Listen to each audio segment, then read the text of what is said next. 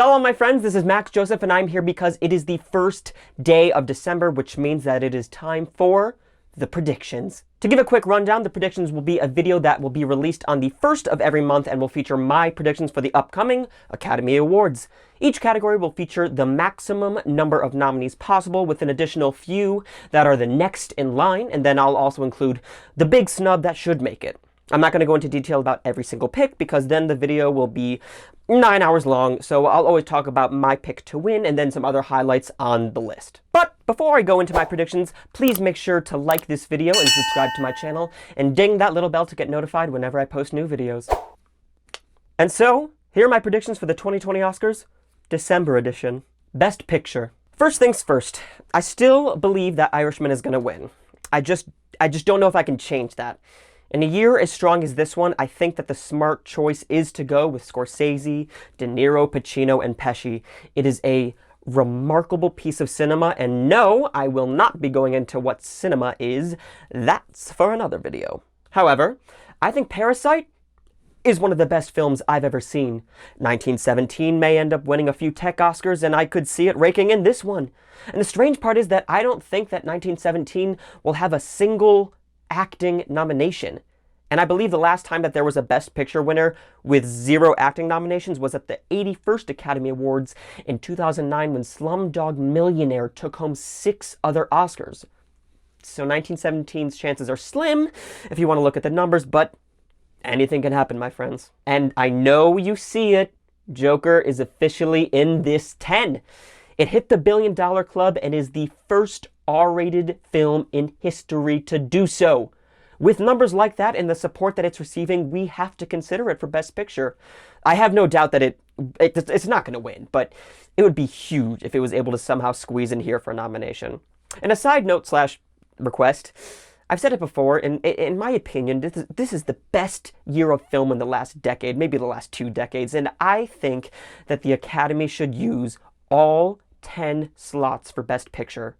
There are at least 10 worthy nominees, so why not give 10 deserving films nominations? Just saying. Next in line in order are Little Women, Ford v Ferrari, Bombshell, A Beautiful Day in the Neighborhood, Richard Jewell. The big snub that should make it, Queen and Slim. How this is not receiving more attention is astounding to me. It is without question one of the best films of the year. It is one of the most important films of this year. It is one of the most well-written films of this year, and it is surely one of the most well-acted films this year. All around, it is an incredibly powerful film, and I am praying that it somehow sneaks into the conversation because it is more than deserving. Best Director. So I think that these are your top 5, and I think that anyone could win. Like, actually, any of them could win. Scorsese may win his second Oscar for direction. Bong Joon-ho will most certainly receive his first nomination and could pull out the W. Sam Mendes is coming off hot after his Tony Award-winning direction of The Ferryman. Baumbach is most likely winning original screenplay and will have that momentum going for him. Tarantino has yet to win for directing. He's been nominated twice in this category for Pulp Fiction and Inglourious Basterds, and it wouldn't be surprising if he pulled this out. It's a huge film, and you can't deny how brilliant his direction is. But, as of today, I still think that, similar to Picture, Scorsese is a safe bet. It's a huge, epic film and has been called one of Scorsese's best. And if the Academy feels the same, it's the safe, and it's fair to assume that he's going to win. Next in line in order are Taika Waititi, Jojo Rabbit, Greta Gerwig, Little Women, Lulu Wang, The Farewell, Fernando Meirelles, The Two Popes, James Mangold, Ford v Ferrari. The big snub that should make it, Joe Talbot, The Last Black Man in San Francisco. I am pretty sure that I'm the #1 fan of this film. I wonder if this had come out today, if it would get some more love and attention. It is a marvelous film, directed beautifully by Talbot, and needs to be talked about more. Actress in a leading role. My friends, I'm still sticking with ScarJo here. Her and Driver are both receiving the Outstanding Performers of the Year award at the Santa Barbara International Film Festival in January. Marriage Story is also receiving the Robert Altman Award at the Spirit Awards, which is given to the director, casting director, and the ensemble cast. So we'd have to assume that ScarJo would have received a nomination had they not gotten the Altman. But I don't think ScarJo is your clear winner. Zellweger is not going down without a fight. She is magnificent as Judy Garland. For the most part, even if people didn't love the film, Zellweger was praised. She's been out of the race since her win for Cold Mountain in 2003, and this would feel like a rebirth for her. And one of my favorite actors is in that third slot, Charlize Theron. Don't count her out. Never count Charlize Theron out. Also, Cynthia Erivo is officially back in the running here. Although the film wasn't adored by critics, Harriet currently has a 97% on Rotten Tomatoes for the audience, and this means that Erivo is back in the game. With Saoirse Ronan, she's for sure the fifth slot right now and could be knocked out by someone like Awkwafina, and although I love myself some Saoirse Ronan, I would really aggressively love for Awkwafina to be nominated for The Farewell. Next in line in order are Awkwafina, The Farewell, Lupita Nyong'o, Us, Alfre Woodard, Clemency, Jodie Turner-Smith, Queen and Slim, Felicity Jones, The Aeronauts. The big snub that should make it, Elizabeth Moss, Her Smell. Such an underrated film. Elizabeth Moss is one of the best actors living today, and she's most well known for her work in the television world, but let's look forward to many, many more incredible performances on the big screen. Actor in a leading role. So this is the most competitive of the acting categories, in my opinion. I think that there isn't someone who'll sweep this season. However, I do think that your top three are Driver, Phoenix, and Price. And I could see a world where, let's say, Phoenix wins the Globe, Price wins the SAG, and Driver wins the Oscar. Or swap them around, anything could happen. A few months ago at Telluride Film Festival, Scorsese spoke about Driver by saying that he is one of the best, if not the best, actors of his generation. And his performance in Marriage Story proves that. He's been working his tushy off this year, and it could be argued that he's had the best year of any actor this year, with The Dead Don't Die, The Report, Marriage Story, and coming out later this month, the highly anticipated Star Wars: The Rise of Skywalker, and he is fantastic in all of them. And I obviously can't wait to see what he does with Skywalker. And what a way to finish the year off with his first Oscar win. But Phoenix has never won. Price has never even been nominated. All deserving of a nomination, all deserving of a win. Next in line in order are Leonardo DiCaprio, Once Upon a Time in Hollywood, Robert De Niro, The Irishman, Christian Bale, Ford v Ferrari, Eddie Murphy, Dolomite Is My Name, Paul Walter Hauser, Richard Jewell. The big snub that should make it, Robert Pattinson, The Lighthouse. Remember when he was Edward Cullen in Twilight? Great. Forget about that. He is not just that vampire. He has been doing some amazing work over the last few years, and he's slowly finding his way back into the limelight. And he earned a very well-deserved Spirit Award nomination and could honestly win it. I just wish that he could get even more than that. He deserves it. Actress in a supporting role. I am very obsessed with these women. They are powerhouses and give unbelievable performances. I also believe that Dern will be the one actor to sweep this season. I think she'll get the Globe, the SAG, and she will get Oscar. She's been my number one pick since the beginning of the year, and I believe that she's got this with ease.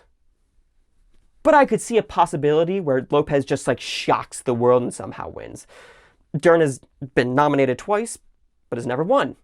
And she just has the momentum, and everyone, including the Academy, love her.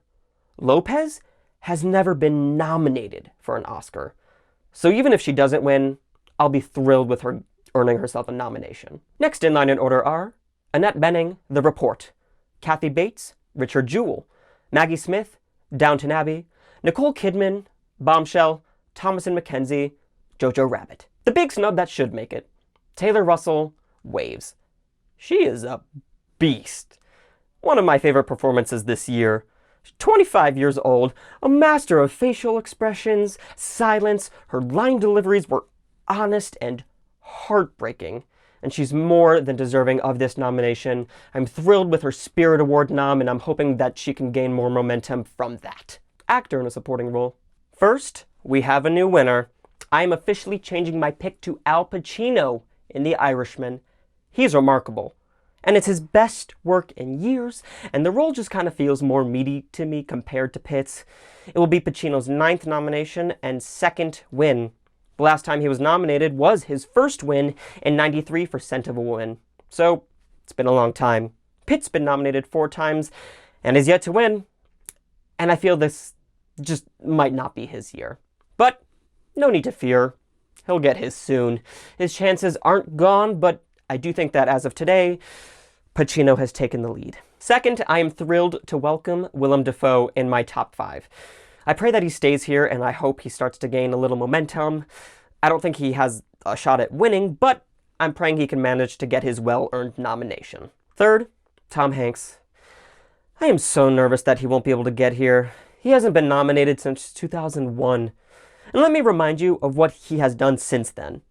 Road to Perdition, Cloud Atlas, Captain Phillips, Saving Mr. Banks, and Sully. And, Toy Story. But I can say with certainty that he should have been nominated for at least 2 of those performances. So let's pray he can break this cold streak. Next in line in order are Joe Pesci, The Irishman, John Lithgow, Bombshell, Song Kang-ho, Parasite, Alan Alda, Marriage Story, Wesley Snipes, Dolomite Is My Name. The big snub that should make it. Sterling K. Brown, Waves. Confused a bit on why there's just not more love for him here.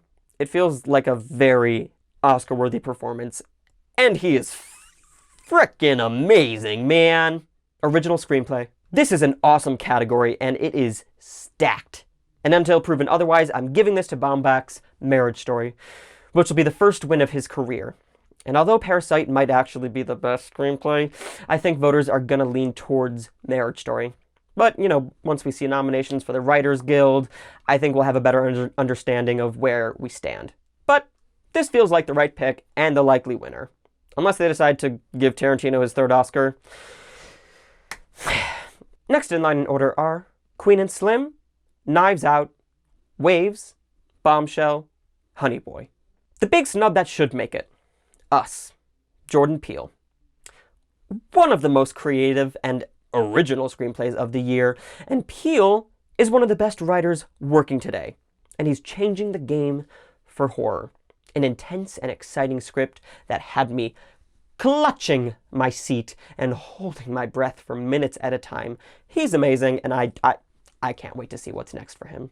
Adapted screenplay. Well, I held out hope as long as I could, but it looks like The Two Popes may end up winning this.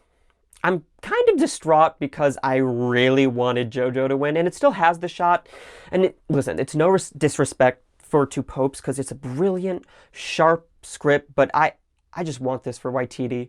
And what's even worse about this is that this means Jojo Rabbit will go without a single win. But if it does go to Two Popes, it'll be well-deserved, because it's an incredible screenplay with unbelievable, undeniable performances from Price and Hopkins. Next in line in order are Hustlers, Just Mercy, A Beautiful Day in the Neighborhood, Richard Jewell, Downton Abbey. The big snub that should make it. Loose. What an underrated film. I was hoping it could sneak in for a screenplay nomination at the Spirit Awards, which would have maybe given it a nice push, but without that, I don't see it getting anything here. It's such a smart script, but hey, if you're watching this, go rent or buy Loose. It's incredible. Animated feature. So here's where I stand. There's no question in my mind that it'll be between Toy Story 4 and Frozen 2. I would be shocked if it was anything else. And as of today, I'm going with Toy Story 4. And this category is kind of similar in a way to last year's animated feature. It was between 2 incredible films, speaking of Incredibles, Incredibles 2 and the rightful winner, in my humble opinion, Spider-Man Into the Spider-Verse. It could have easily gone anyway, but I was praying it would be Spider-Verse, and thankfully it was. And this is a selfish thing to say, but I really want How to Train Your Dragon: The Hidden World to win. Like, so bad. It's so unfortunate that the first film happened to be up against Toy Story 3, and the second one went up against Big Hero 6. It just seems like it's always in second.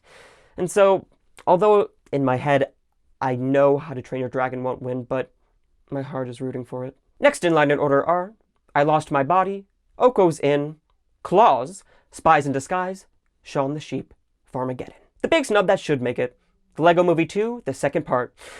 Listen, is this movie better than the first Lego movie? Heavens no. But was it a really good time? 100%. Give it some love, my friends. Cinematography. Alright, y'all. There are probably two categories that you can put all your money in, and cinematography is one of those. The great Roger Deakins will earn his 15th nomination and only second win. And after watching this film, I knew that this was just something special, and truly changed the game this year. Yes, I love Prieto's work for Irishman, and fan favorite Lighthouse will probably be in the conversation, but I just don't think it's possible for Deakins to lose here. I went to a press junket of 1917 a couple months ago, and the biggest thing that they were focused on was the fact that the entire movie is done in one shot. And with Deakins behind the camera, it is as good as gold. Also, I apologize to everyone, I moved the Lighthouse down to 6th slot because I think Joker might squeeze in there. Have a blast in the comments. Next in line in order are The Lighthouse, Ad Astra, Jojo Rabbit, The Two Popes, Marriage Story. The big snub that should make it. Waves. How? Just look at this. Look at you! You mean look at me? Production design. I'm still feeling good here for Once Upon a Time in Hollywood. In general, this isn't anywhere close to my favorite film of the year, but the production design is clearly the best to me. The design is literally a character in this story, and Barbara Lang crushed it. She went above and beyond and took the world back 50 years to the golden age of old Hollywood, and I'm sure that voters are going to be very excited to cast their votes for this one. Next in line in order are Cats, Jojo Rabbit, Ad Astra, Little Women, Downton Abbey. The big snub that should make it. The Lighthouse. Justice for The Lighthouse. Costume design. It's gonna be Once Upon a Time in Hollywood, and I feel pretty confident about it, but not confident enough to put all my marbles into it. This category is stacked, and I would be thrilled with any of these nominees. The costumes in Little Women are gorgeous and breathtaking. Dolomite and Is My Name are actually my favorite of these 5. I'm not gonna win, but I like it.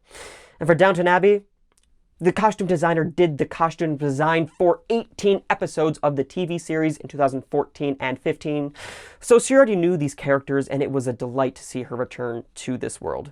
And Julianne Day's work in Rocket Man is iconic, and I believe the most memorable of the season. So long story short, this is a great category and an amazing lineup of deserving nominees.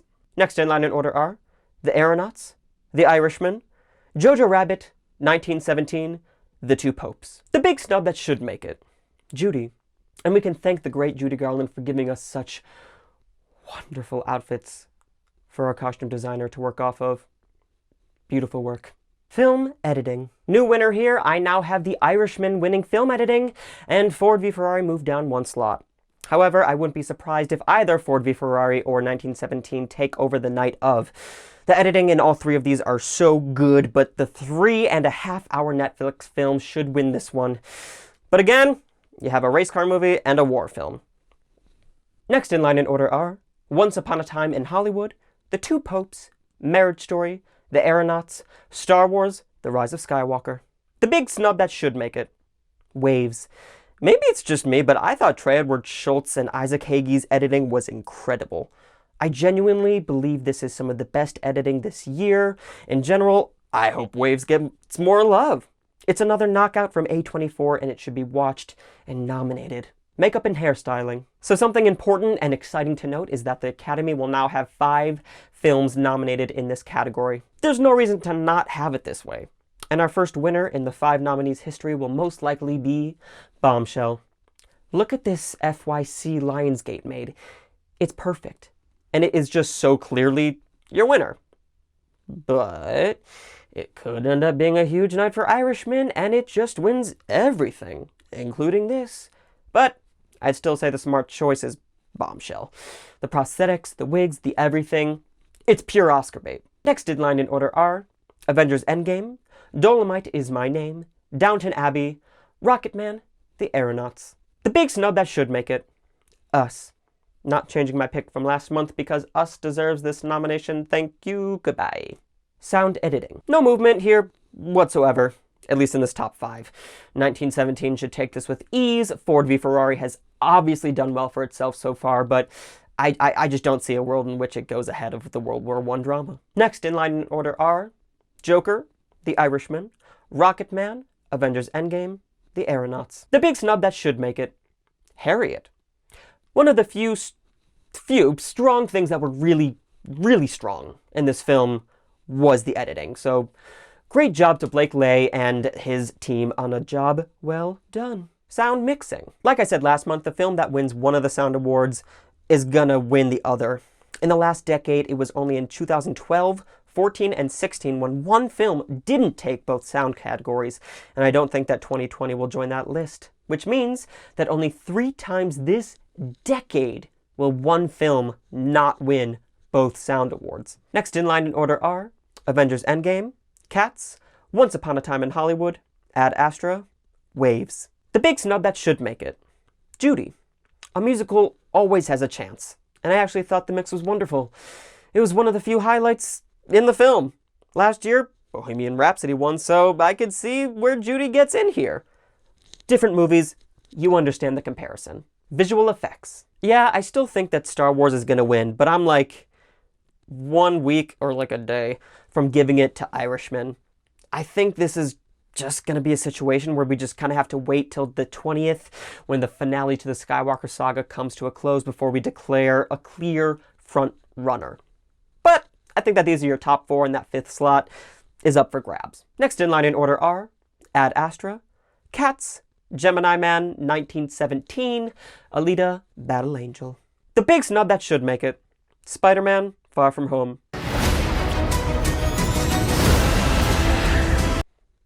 Come on. Original score. Well, my friends, it's official. Thomas Newman has done it. He'll earn his 15th nomination and finally his first win. And after seeing 1917, I can tell you that this is almost as good as his. But like I said last month, you have my favorite composer of all time, John Williams, for Star Wars: The Rise of Skywalker, who is the second most nominated human being in history behind Mr. Walt Disney. Also, I've moved Joker up 1 slot to number 3. I just rewatched it, and I really believe her score should be up here at the top. Besides Phoenix, her compositions are the best part of the film, without question. I don't think Joker would be nearly as powerful without her music. Next in line in order are A Hidden Life, The Farewell, Jojo Rabbit, Ford v Ferrari, Ad Astra. The big snub that should make it, The Last Black Man in San Francisco, arguably the best score of this season and will probably go unrecognized. Unreal. And this is the most upsetting thing I have to accept this year. The Last Black Man in San Francisco won't be nominated for a single Oscar, when it deserves a good 7 or 8 nominations and at least a couple wins. Original song. Robert Lopez and Kristen Anderson Lopez are gonna walk away with their 3rd Oscar, which will make them 3 for 3. Their first nomination and win was in 2014 for their global mega hit song Let It Go from the first Frozen film, and then the second nomination and win was in 2018 for Remember Me from Pixar's Coco. You know what else? I can see a world where Cynthia Erivo pulls an upset with her song Stand Up, which was definitely a highlight of Harriet. And don't forget, Cynthia Erivo is an Oscar away from becoming only the 16th EGOT winner in history. And I'm just going to say it again because this is just too exciting not to mention. I am so excited to see the Oscars where we could potentially see performances from Idina Menzel, Cynthia Erivo, Elton John, Taylor Swift, and EGOT winner Andrew Lloyd Webber, and 2-time Oscar winner Randy Newman. It's going to be a glorious night, my friends. Next in line in order are Speechless, Aladdin, Spirit, The Lion King, Daily Battles, Motherless Brooklyn, I Can't Let You Throw Yourself Away, Toy Story 4, One Little Soldier, Bombshell. The big snub that should make it, Invisible, Klaus. I'd be lying if I told you that Klaus didn't make me sob, and that I 100% didn't have this playing when I go to sleep every night. International feature film. This is obviously the second category that is a done deal. Unless for some strange reason they give Pain and Glory the win here and Parasite Best Picture, this is what's going to happen. In my mind, Parasite is one of the most incredible films I've seen in my life, and it deserves to win international. On the popular film site Letterboxd, it is the second highest rated film of all time, behind The Godfather, and I really do believe it deserves to be there. It is a masterpiece and should honestly sweep a perfect film. Next in line in order are And Then We Danced, The Painted Bird, Out Stealing Horses, Manos, Vida Invisible. The big snub that should make it, Portrait of a Lady on Fire. Yeah, I know it can't be nominated because France admitted Les Mis, but I just wish that they could have two here because they have two wonderful films on their hands. Documentary feature. So I've been going back and forth between Apollo 11 and American Factory, and as of today, I'm going to say Apollo 11. It just won Best Documentary at the Critics' Choice Documentary Awards, as well as editing, score, archival doc, science/nature doc. Does this mean it's going to win for the Oscar? No, of course not. Last year's winner here was Mr. Rogers' documentary Won't You Be My Neighbor, and it somehow got snubbed completely of an Oscar nomination. But you still have to think that the win here gives neon documentary some momentum. Next in line in order are The Cave, The Biggest Little Farm, Versama, Sea of Shadows, Rolling Thunder Review, A Bob Dylan Story by Martin Scorsese. The big snub that should make it, Knock Down the House, a fabulous documentary that you should watch ASAP on Netflix. Cortez is going to run the world someday. Girl power. Those are my predictions for the 92nd Academy Awards December edition. Let me know what you have predicted in the comments. Agree? Disagree? Let me know. And so, my friends, thank you so much for watching. Please make sure to like, comment, and subscribe to this channel, as well as follow me on Twitter and Instagram at mjoseph492. Like my page on Facebook, which is facebook.com/MaxJosephFilmPerson. And if you really love me, please consider being a patron on Patreon, where you can get patron-only content, guest interviews, giveaways, and lots more. You can even give me a film to review or a song to cover, and that video will be dedicated to you. Shalom, my friends.